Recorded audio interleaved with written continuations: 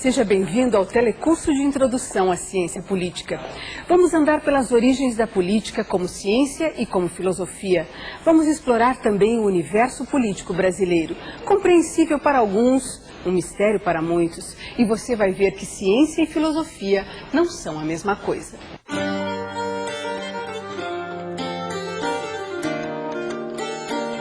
Quando o assunto é ciência política, filósofos e cientistas andam por caminhos diferentes.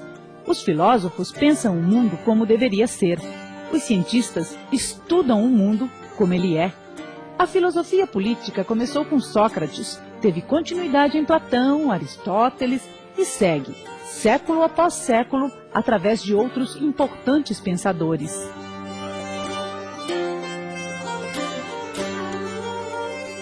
A filosofia trabalha no plano da idealização das verdades sobre os homens e suas formas de coexistir em sociedade. A ciência interpreta o mundo a partir da realidade. Mas a ciência política, ainda que baseada nestas interpretações pragmáticas, não pode prescindir da teoria filosófica consolidada através dos tempos, porque ciência e filosofia aliadas constroem as soluções necessárias aos conflitos sociais e políticos. Não podemos confundir ciência com filosofia. Mas quem vai nos explicar isso de verdade é o professor Otaciano Nogueira Filho. Ele vai estar conosco em todas as aulas daqui para frente. Professor, é preciso mesmo se fazer essa distinção entre o que é a filosofia política, o que é a ciência política. A filosofia é o idealismo, é um ideal de um pensador, e a ciência é a realidade? Exatamente isso. O que faz o filósofo político, o que fizeram os filósofos políticos ao longo da história? Eles idealizaram os modelos de democracia, de autocracia, né? Todas essas palavras de origem grega que nós conhecemos, timocracia, etc. E o que fizeram os cientistas e o que fazem os cientistas políticos? Na realidade, eles descrevem as coisas como devem ser. Então a diferença entre ciência e filosofia está exatamente nessa distinção. A filosofia política estabelece como as coisas devem ser. E a ciência política descreve as coisas como elas devem ser. Ou seja, usa a realidade para explicar a própria realidade. Desses filósofos históricos da antiga Grécia, Roma, o que nós herdamos, o que foi de importante que ficou desse dever ser da política?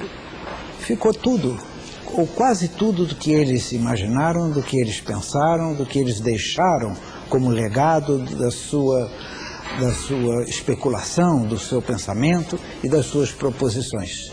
Tudo isso nós herdamos, a começar pelas próprias palavras. Eu já me referi aqui a algumas delas: a democracia, a timocracia, a autocracia, a aristocracia.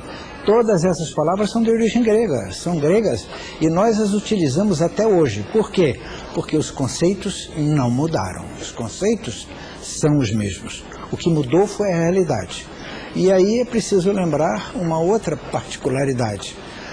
Como a filosofia política estipula como as coisas devem ser e a ciência política descreve como elas são, é preciso um mecanismo que decida se elas devem permanecer como são ou se devem mudar. Esse mecanismo é a política em si, é a atividade política. Mantendo um pouquinho o assunto lá na história, Sócrates é mesmo o mestre primeiro, o mestre maior?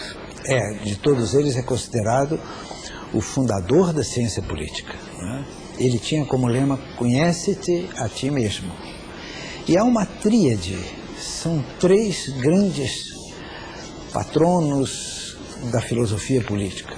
Sócrates, de cujas especulações nós nada conhecemos.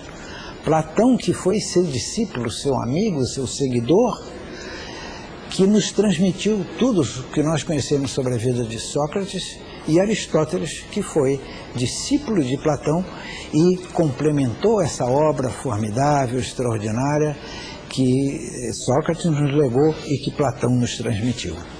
Professor, a filosofia, se ela é o dever ser e a ciência é o que tem que ser, No que se baseiam ou no que se basearam os filósofos também quando fizeram suas avaliações e suas preleções? Se o cientista se baseia no real, no que acontece, no que se baseia o filósofo para dizer isso deve ser assim?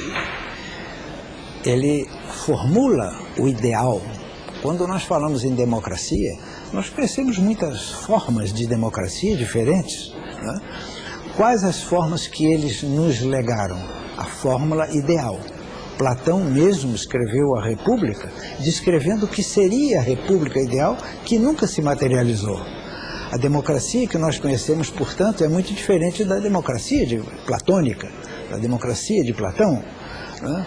Hoje, o nosso conceito de democracia é muito variável em função da própria ciência política. Quando nós falamos em democracia, falamos em eleição. Quando nós falamos em eleição, falamos em voto, né? No entanto, o voto é um instrumento para se chegar à democracia. É apenas um procedimento. Por isso, essa democracia que se baseia apenas na eleição, nós chamamos de democracia procedimental. E a democracia que permite aos cidadãos participar das decisões políticas é aquela que nós chamamos de democracia decisional. Então, essas diferenças todas, né, nem todas foram imaginadas e pensadas pelos filósofos. Porque a realidade que Platão, que Sócrates e que Aristóteles viveram era de uma democracia direta, que hoje não se pratica mais porque é impossível, né? Nós sabemos que Atenas tinha entre 300 e 400 mil habitantes. Isso é hoje menos do que a maioria, ou uma grande parte, a maior parte das cidades brasileiras. Então veja que a democracia direta se tornou apenas uma idealização. Mas ao longo da história, ao longo dos séculos, nós fomos aperfeiçoando, melhor dizendo, essa noção de democracia, ou nós convertemos o conceito? Não, nós fomos aperfeiçoando, nós fomos aprimorando. E a história, né, que Cícero disse ser a mestra da vida, serviu exatamente para isso. Para quê? Para que nós utilizássemos o conhecimento que tínhamos da democracia que era praticada e chegássemos à democracia que nós aspiramos, que nós queremos e que nós pretendemos, né? Essa foi a lição que a história nos deixou e que a história nos proporciona. Se a origem vem de Sócrates, quem mais no decurso de tempo da filosofia e da ciência política, quem mais